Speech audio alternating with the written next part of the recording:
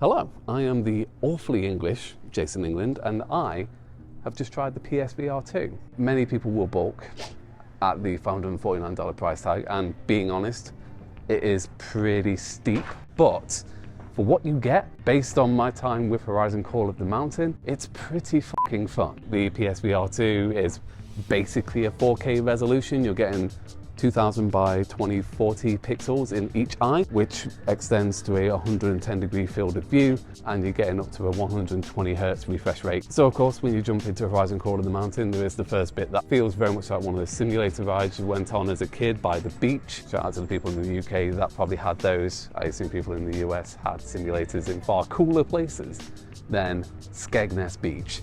Anyway, you're on the back of this boat going through the world of Horizon as all the dino monster robot things. The predatory ones start to attack you, the herbivore ones all just kind of walk past you passively. Really sets the scene really well, and it's a smaller bits of attention to detail as well.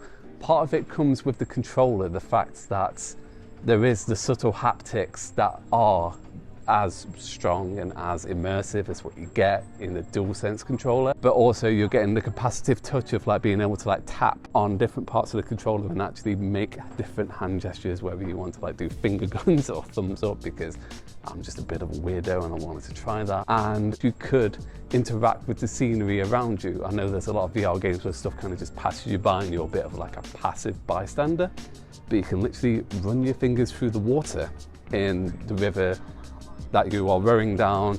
You can move vines aside as you start to like navigate this jungle environment. It makes the whole world feel as if you're a bit more involved in it. Not just that you are a tourist watching all this kind of go by you. And then you get into like the traversal and the combat, which is mostly pretty good. There's some bits where it does start to feel a little bit awkward, such as the requirement to move the camera with the analog stick rather than just look and move over there. But for what you get, like traversal, using the R2 and L2 buttons to like climb up walls, holding down the X and square button to run, all of it makes you absolutely look like a prat in real life. But that's the joy of VR. It's actually making the movements and doing the actions by yourself. And once you really start to get into it and get to understand the simple controls of like holding down the X button and then moving the controller one way or another to dodge and attack, it all lends itself to a really fun experience. My cynical ass had a lot more fun playing this